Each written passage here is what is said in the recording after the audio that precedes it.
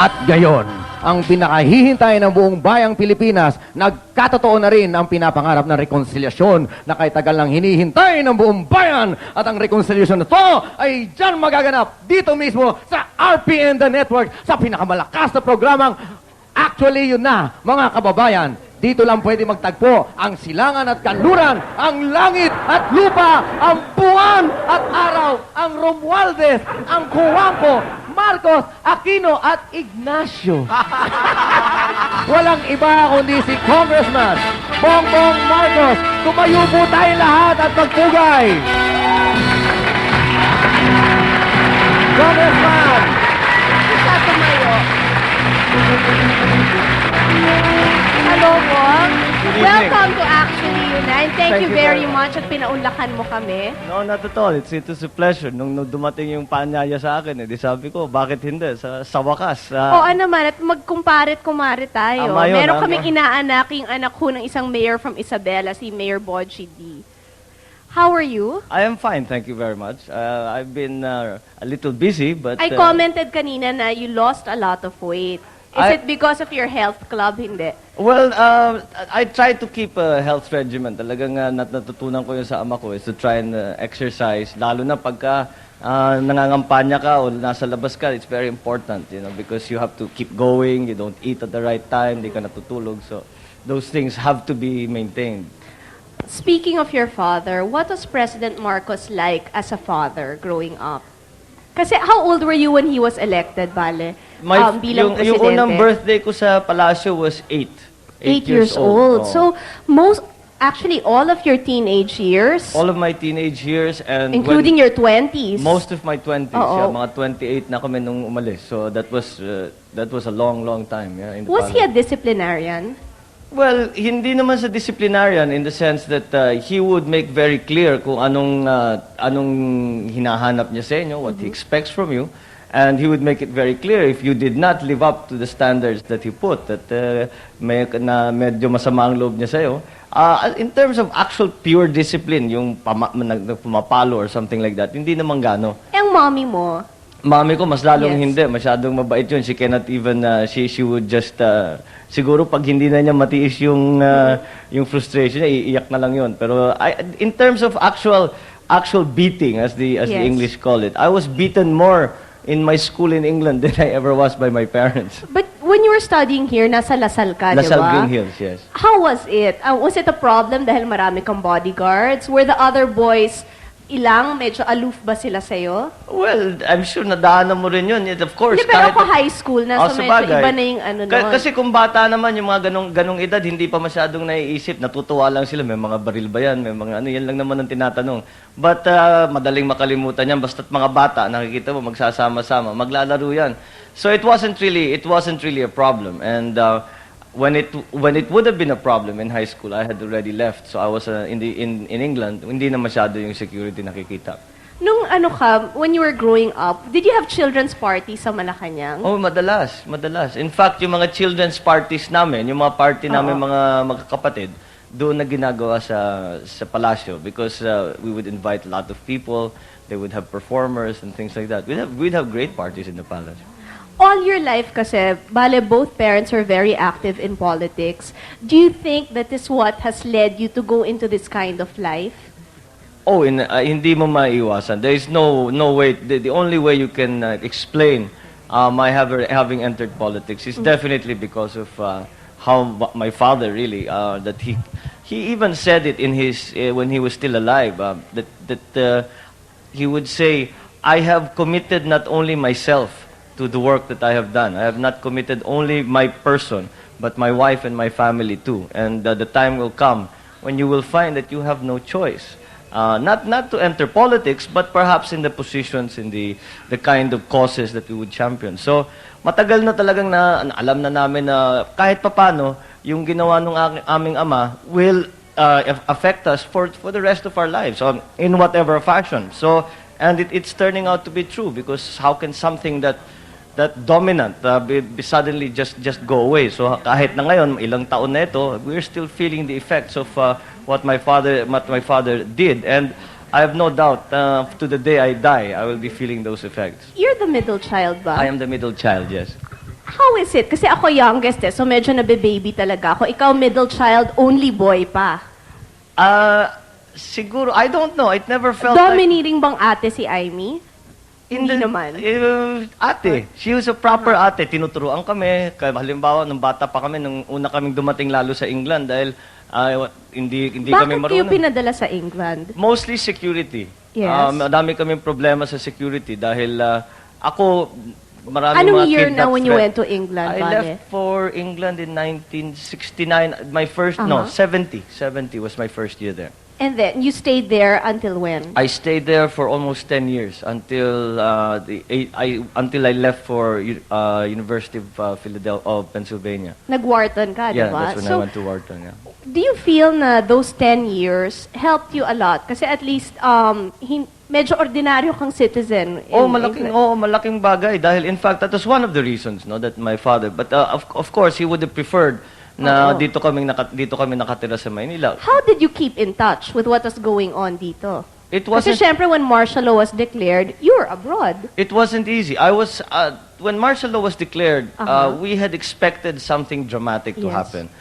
Because marami ng beses na my dad would say that this is a real problem, we may have to do this, we may have to do that. But in general, how did we keep up? My parents would send us newspaper clippings. We would call, we would write. In my school in England, there was you had to write one letter to your parents every week. Talaga. So that was actually a good thing because iba yung tawag iba yung sulat. Yung sulat hinahawakan mo and you can read it again and again. And it really taught I think both sides, including my parents, the habit of writing. So they would send us the news nung nauso na yung videotape, magpapadala ng videotape. So that they would try, but inevitably pag uwi mo rito, maraming nangyari na hindi mo na namalayan. So you just have to catch up.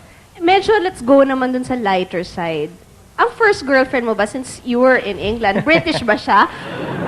Ay, naku, nung nasa England ako, wala akong panahon, hindi kami pinapalabas ng eskwelahan. They would let me out. I would be in school for, isang semester namin was 3 months. Sa 3 buwan, I would be able to sleep one night outside of school. Yun lang. Yun lang. And every month, I could spend one Sunday out of school. So when you'd make ligaw, dito na. dito na siguro sa Pilipinas. Kasi dito, doon, halos di ka, kahit yung mga restaurant, yung mga bar, di ka makapasok, yung mga nightclub. Dito, hindi masyadong stricto, kahit basta't may kasama kang may edad, they will let you in. Do you feel na a lot of the girls were fawning over you na pinagkakaguluhan ka dahil Bong Bong Marcos ka? Or do you think it's your charming personality? I don't know. I don't know that they were fawning over me to begin with. I don't know kung bakit lahat ng tao, ang kanilang impression sa akin are that the women were fawning over me. Believe me, there were times kung I would be calling, trying to get a date, and I couldn't get a date. Why suddenly this image of women fawning all over me? But I don't know. I think yung you tell me if I'm right. Yung pagganak ng presidente, that last mga 5-10 minutes, unless may complex na talaga yung tao, yung talagang galit sa'yo dahil anak ka ng presidente, wala ka na magagawa. But karamihan naman ng mga tao, pagka nakausap mo na, after 5-10 minutes, wala na, that's over. Except for the fact that you're surrounded by Would armed... anybody have the guts to say na, oy, pare, galit ako sa'yo, bakit ganyan naman ang mga magulang mo? Would they dare do that to you?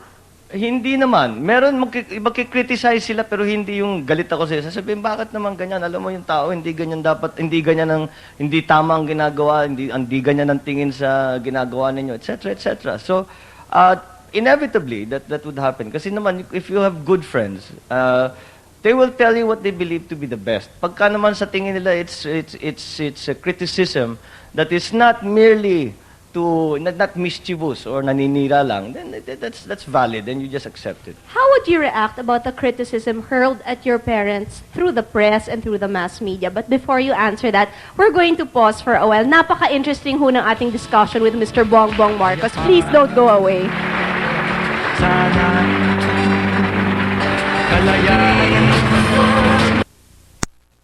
Asking you how you'd react to criticism. Kasi ako, I would be affected by it. Would it affect you as well? I guess nung talagang mabigat na at saka masakit na, well, there were times, no, that especially after 86 when people were taking real liberties with the truth. And wala, nandun kami, hindi kami makasagot, wala kaming access sa mga media, wala tayong magagawa, ganun lang talaga. But yung run-of-the-mill na pangkaraniwan na criticism kung tawagin, let's say sa mga pahayagan, sa radyo, sa TV, well, we have been experiencing my father's political life for a long, long time. I remember in 1963, 64, when he was Senate President, wala kaming narinig, kundi oust Senate President Marcos every day. I remember that. So, we've been used to this kind of thing, no? And kahit papano, if you're in politics, there's no way around it. Wala ka namang magagawa na lahat masaya eh. Merong magkikriticize kahit ano pang gawin mo. So you just have to take it as it comes. And as I said, keep your mind open. And kung talagang it is a constructive criticism, then sige, makinig ka. But you also have to not take it all to heart. Because kung minsan, etong mga nagsasalita ng pinipintasan kayo, is not because they really believe that, dahil kalabang mo eh. Siyempre. Ano pa naman gagawin nila? Alam nga naman na pupuriin ka. So, it is part of their job. So, you just have to trabaho lang, ganyan lang naman talaga. Bong, how many % of your father's ideology did you believe in? Meron bang times na sasabihin mo, hindi ganyan eh. Ito yung pananaw ko. Lalo na, I guess, when it came to youth affairs. Well, I think it came after it so happened that when all this turmoil was going on here, I was in England studying one of the subjects I was studying was political science. And many times, especially when it is explained to you in a very idealistic way, as it is in school, sasabihin ko, di kung ganun, bakit yung sa amin ganito? And uuwi ako, Dad, explain mo nga sa akin ito. And we would argue. And I came around to his way of thinking. And in terms of the pure fundamental ideology of what my father was espousing, I think that still is valid even today. Of course, the time has changed and much has changed. The Philippines has changed. The Philippines have changed. You talked about, nandito ako nung pinag-uusapan ng kabataan. Ang kabataan ngayon, napakalaking iniba na kaysa sa kabataan na nakaraan. Do you think pwede pa tayong bumalik dun sa... Could it be possible na martial law would come back to the Philippines? Could a person be as strong as your father was? Or do you think we have enough electoral safeguards ngayon at malakas na ang Senado at Kongreso na imposible nang mangyari yun ulit? Well, speaking as an oppositionist, I don't know.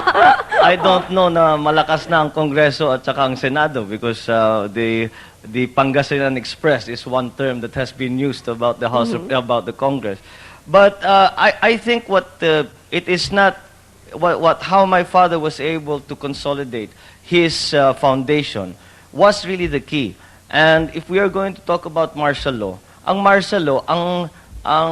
inaasahan mo, ang sinasandalan mo diyan, ang militar. Yes. At kung ang militar ay hati, hindi mo magagawa ang martial law dahil pag nag-declare ka ng martial law, kalahati lang sasama sa'yo o ilan lang ang sasama sa'yo. Yung iba, tumututol, kakalabanin ka pa. So, it won't work.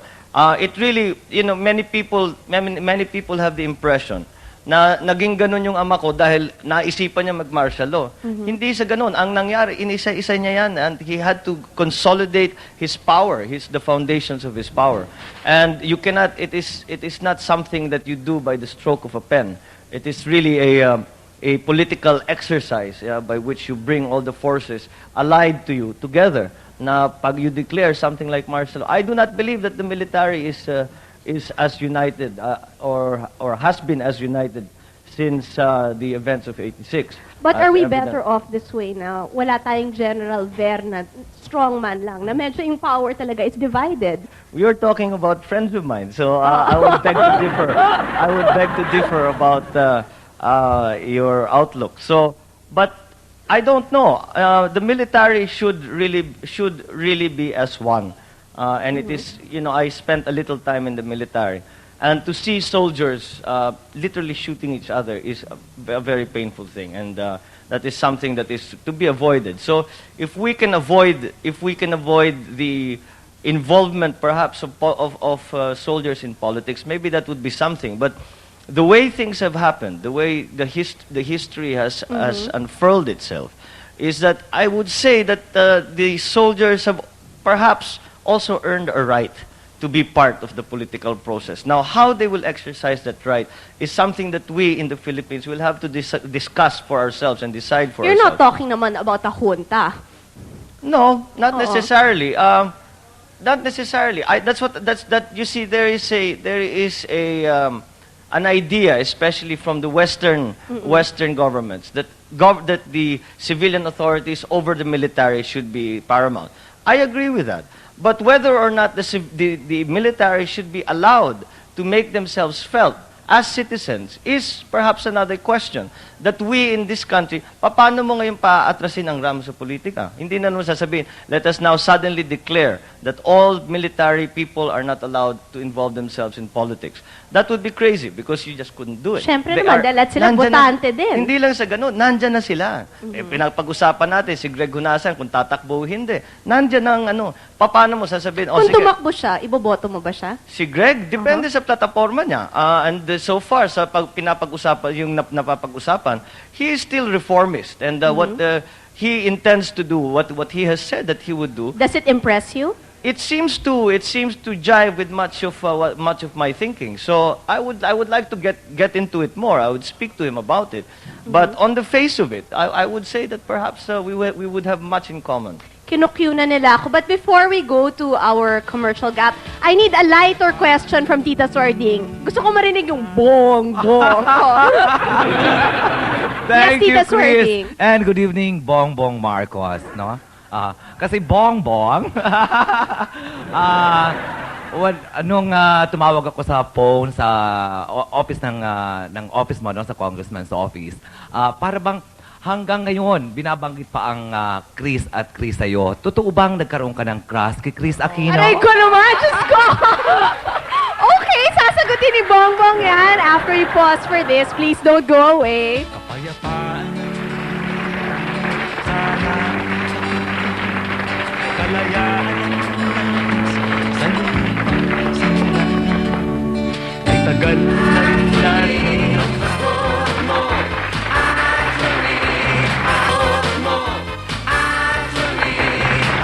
We're back, Arnelli. Ay, ako na pala. Embarrass daw ako sa tanong Oo. nyo.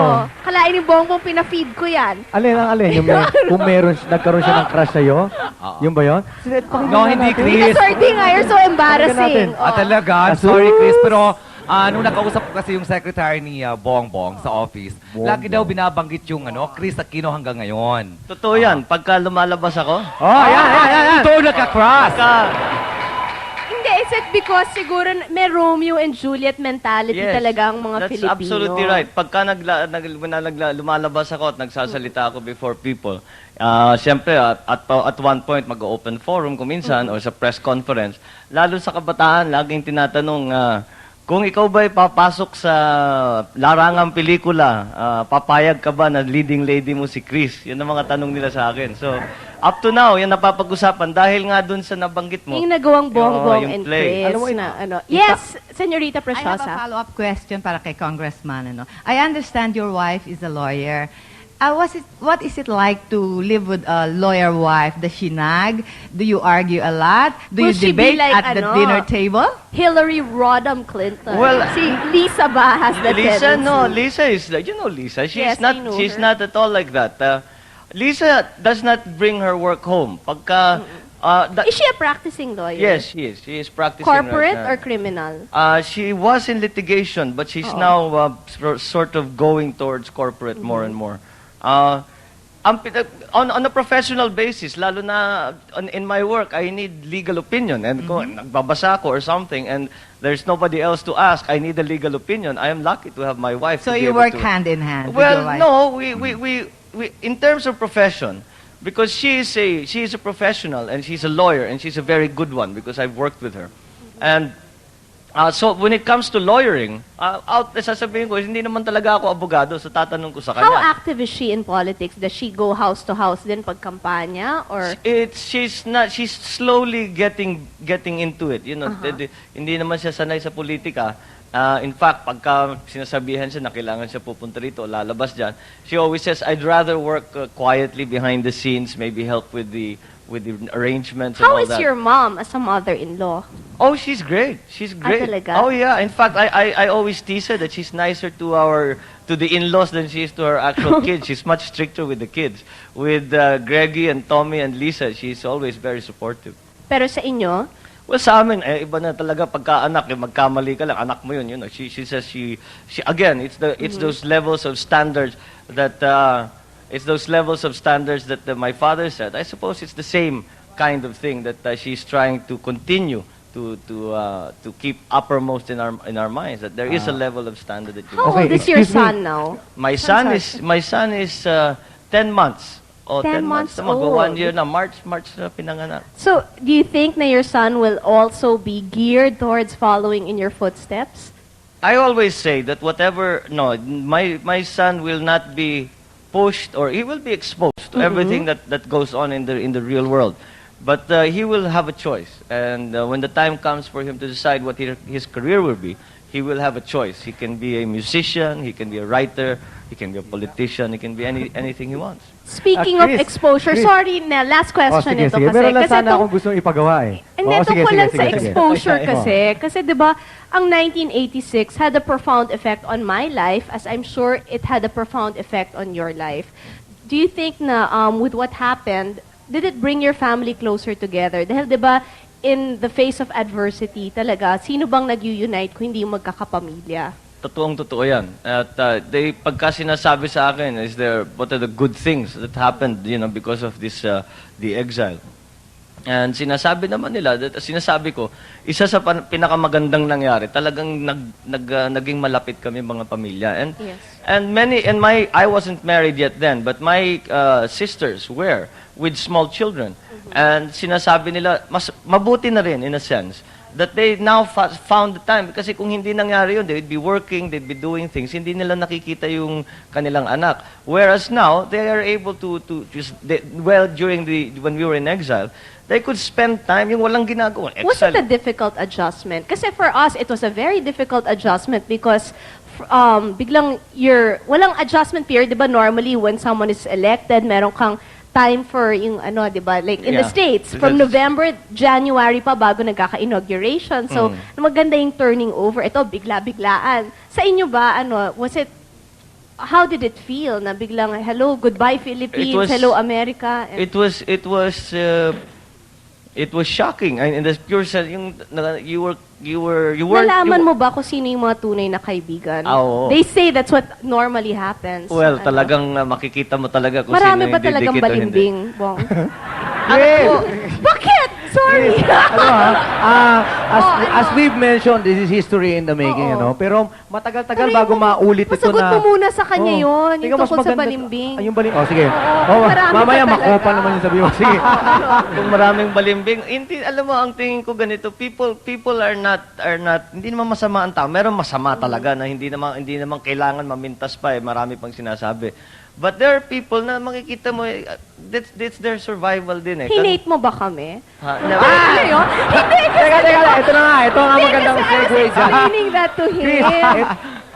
Kasi Sige before, I was telling him na I was a year and a half, tapos sabi ko, kulang na lang isipin ko meron kayong mga horn sa ulo nyo.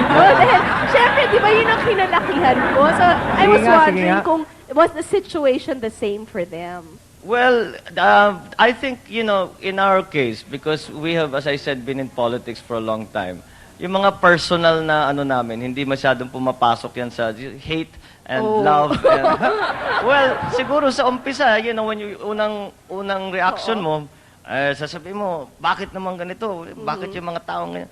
But after a while, lalo na yung sa 86, nung nasa Hawaii kami, sabi mo, ganun talaga ang buhay, wala kang magagawa, just get on with it. And again, we really came to the conclusion that to cloud your mind with all of this emotion, especially when you're talking about your public life, is a dangerous thing. So, iniwasan namin yun. And with all of- Nakakayanan nyo yun to separate it. you have to. You just have to. Okay, Arnelli, go. Eto na. Naku, nakabuelo rin ako. Sorry! Alam mo, ibang klase ka talaga. Nag-absent ka lang ng isang Lunes eh. Nag-turbo ka na eh. Hindi na, si Kasi Tito nga, Jo Marie katu- nagpapa-impress. Oh. Diba? You are very, very good. Oh. Pero Chris, alam mo, sinabi nga natin, history in the making ito na interviewin mo si Congressman Bong Bong Marcos. Now, hindi na tayo siguro makakapag-antay pa ng isang beses na maulit ito. Na kung sakasakali, magkabaliktad ang sitwasyon na si Congressman ang may show at ikaw naman ang i-interviewin. Pwede ano, siya ano kaya kung baliktarin natin for a while? Congressman, is there a question in your mind na noong pa, hindi mo pa namimit si Yes. Chris, puro sa dyaryo lang, ano ang gusto mo itanong sa kanya? Yung mainit-init, ha? Well, I suppose... Kahit hindi political. Kahit hindi Oh, political. wag mo na political. Ay, hindi political. Dahil hindi na wala naman sa larangan politika si Chris. So, I would... No, I would... Yung mga nai-headline. Yung sinabi mo parang... A question for Kris Aquino from Ito na, Congressman natatawa Bong na Bong siya. Marcos. Barkada na ito. Hindi, yung sinasabi mo, akalain nyo lang sa amin, may sungay na and all that. How did that come about? Because we never, we were Hindi always... naman ikaw siguro personally, but syempre, di ba, ang nakatatak sa utak ko, the reason my dad was in jail was because of your dad. So, tapos, ay, gano'n ka diretso daw. Hindi, totoo naman ho talaga yun. Kasi nga, I was explaining to him, I was only 18 months old when martial law was declared. So, 18 months lang ako noon. So, syempre, ang kinalakihan ko, dumadalaw kami sa Fort Bonifacio. And tinatanong ko, bakit ganito? Bakit ganyan? And syempre, bumabalik sa daddy mo. But then, I remember, of course, na your mom was very nice to my dad nung nagka-heart attack ang daddy ko at ang mommy mo nag-facilitate na makapunta kami sa Amerika. So, hindi naman ako blinded totally na lahat ng ginawa nyo evil. Hindi naman ganon. Pero, hindi, I once saw your dad when he came to the palace. Yes. Na balitaan namin I was hanging around. Si Daddy nag-iisa sa opisina niya. Sabi ko, bakit walang tao? Bakit walang bisita? Sabi, pupunta si Ninoy, mag-uusap silang dalawa. And your father arrived. And I was so surprised, nakatago ako sa likod. As usual ko, basta't may alam kong medyo importanteng nangyayari. Like, you talk about history in the making. That was history in the making. Nakatago ako sa likod. And I was so surprised. Ang tawagan nila, Brad. because they were both Hindi, from sa Upsilon, di ba? And I remember a question that my father asked. And it's, your father asked this. Sabi, Brad, bakit mo naman ako kinukulong? Bakit mo naman ako linagay sa Fort Bonifacio? Ang tanong naman ng tatay ko sa'yo, Brad, kung ikaw nasa posisyon mo, sa posisyon ko, hindi mo ba gagawin? Ayun, nagtawanan silang dalawa. So I suppose they were able to see further than Well, that. siguro, di ba, pagka mag-anak ka, mas matindi talaga yung talaga. nararamdaman mo. Sa bagay, kung gano'n ang Kung siguro, papagos. if 8 months from now and you were jailed, siguro, yung anak mo rin naman, siguro, yun ang kalalakihan. Kung sino man yung in power at that time, will also be, I guess. Well, I suppose it's inevitable that would happen. Basta especially sa Philippines where the politics is taken so personally. Yes. Napakalaking problema natin yan dito sa Pilipinas. Dapat ang politiko hindi naman dapat pinapasukan ng personal. But in fairness naman, I've always said, every time napapanood ko si Bongbong na napakatalino niya, napaka-articulate na, at mukha naman siyang hindi makakapatay ng tao. So, yun naman ang sinasabi, di ba? Mukha siyang mabait talaga. Chris? Yes. Excuse me, no? Ang ganda kasi ng discussion na talaga sobra over my dead body. Sa totoong totoo lang, saludo ako sa inyong dalawa. Hinahangaan ko kayo kasi napakatalino nyo, ano? Pero kayong dalawang tatanungin ko, someday, may ambition ba kayo na tumakbong presidente? And would you be like your father? Aha. In case you'll be At the maglalaban pa kayong dalawa. president? Oo. Hindi ako, Would the scenario be the same? I think in my case, mas mahirap siguro because babae nga ako. And yung sa mommy ko was a very special situation. I think to this day, very, very male chauvinistic ang ating society. So mahihirapan pa ho ang mga babae. I don't know if 30 years from now, the situation will be different. Pero ako siguro gusto ko hong maglingkod sa mga mamamayan, but I don't think politics is my cup of tea at this moment. Yes, what about Bongbong? Excuse mo, Bongbong. Una, I beg to differ. Ang mga, lalo na ngayon we'll talk again about the youth. Yung mga kabataan, yung mga chauvinistic na dating cultural impediments natin, wala na ngayon yan. And I would say that certainly, in our society, there are so many women are dominant in their societies. As sa Ilocano, talagang matriarchal society kami. And we really respect the role of a mother, wife, and the woman in So I guess in you our make a very culture. good husband kasi di ba? Well, I try. Maganda yung ano niya. I- What I- about you? Yung About tanong running namin for the sa'yo. presidency, I don't know. Is it one step at a time? No, I did Yung not ano? enter politics to become president.